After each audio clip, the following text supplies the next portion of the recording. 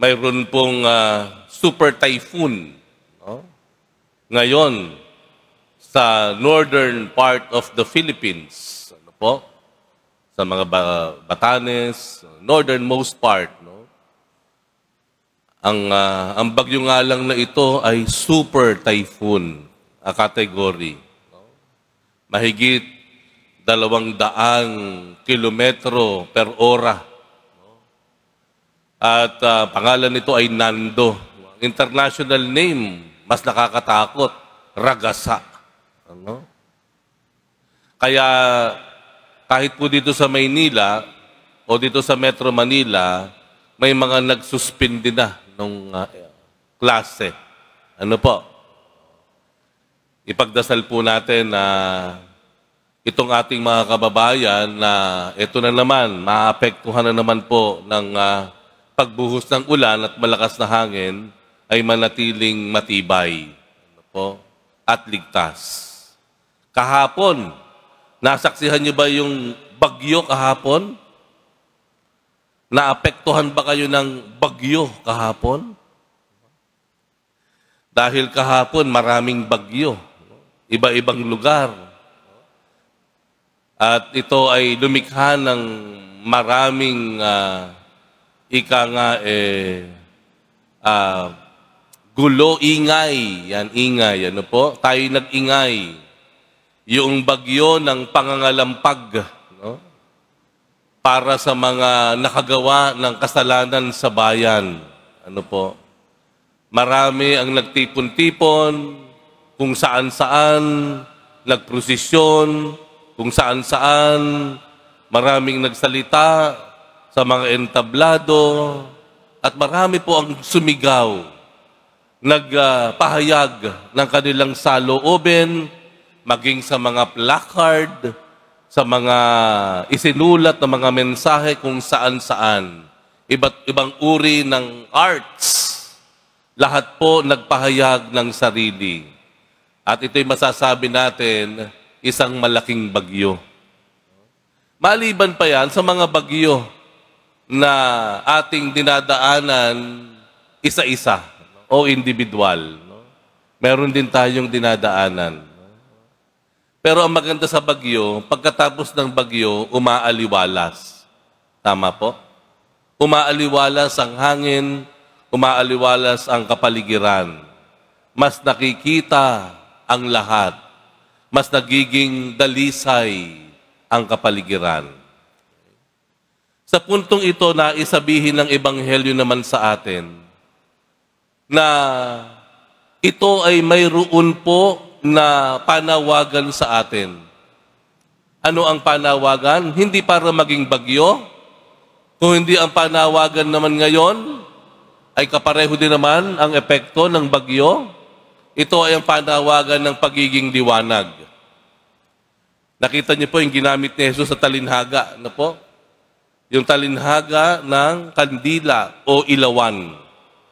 Na wala daw tayong sinisindahan na kandila o ilawan at tatakluban na lamang natin ng banga o kaya ilalagay natin sa ilalim ng ating mga kama.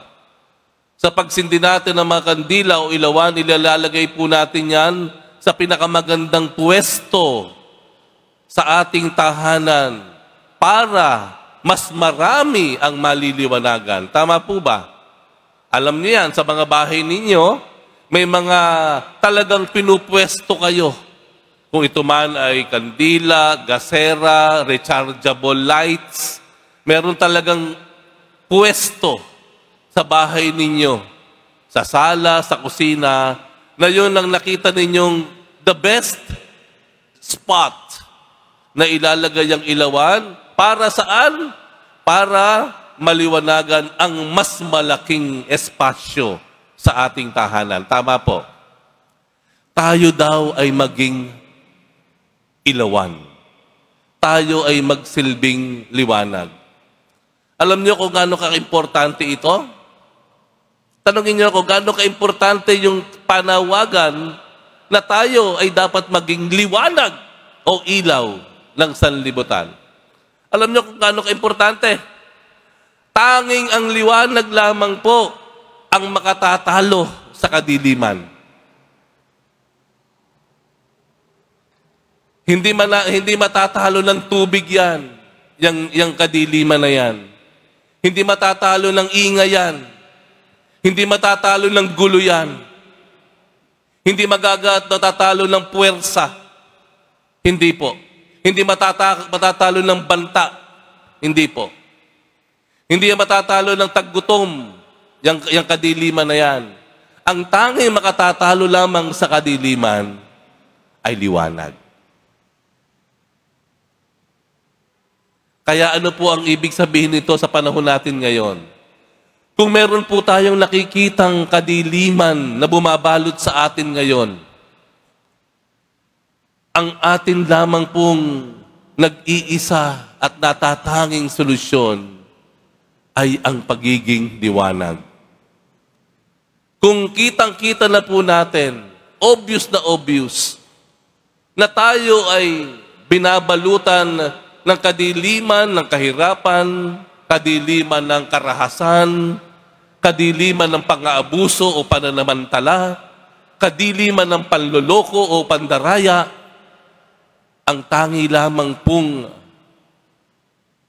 panapat diyan ay magsilbi tayong liwanag ng kabutihan, liwanag ng katapatan, liwanag ng paggalang, liwanag ng pagmamalasakit.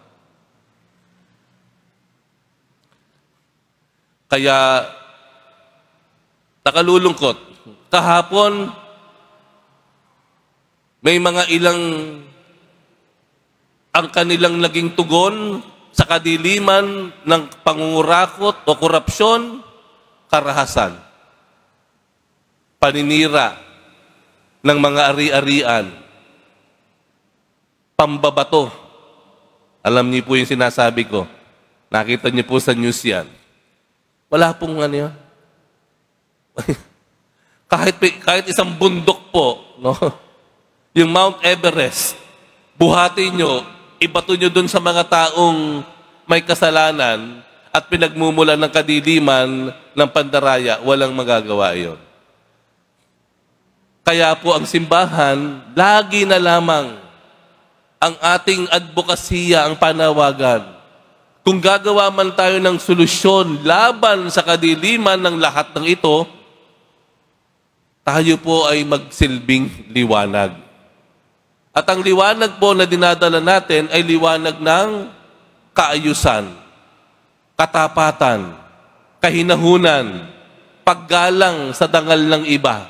Kahit pa yan ay tinuturing mong kaaway, naroon pa rin po ang liwanag ng kahinahunan. Liwanag ng katotohanan. Liwanag ng katatagan, ng pagpupursige, ng pagsusumikap. Yan po ay liwanag na nanggagaling mula sa ating Panginoong Jesus Nazareno. Amen? Yun po yun. Wala nang makatatalo. Tignan niyo po ang ating Panginoong Jesus Nazareno. Ang kaaway niya ay kasalanan ng mundo. Nung panahon niya, alam niyang malaki ang kadilimang bumabalot sa mundo nung panahon na iyon. Pero nagpadala ba siya ng isang fleet ng mga barko? Warships? Dinaan ba niya sa dahas? Siya ba ay nagmukhang superhero with supernatural strength and powers? At pinagpupuksa niya lahat ng mga tumuligsa at naging dahilan ng kanyang paghihirap? Hindi. Ano ginawa ng ating Panginoong Hesus Nazareno? Siya ay nagsilbing liwanag.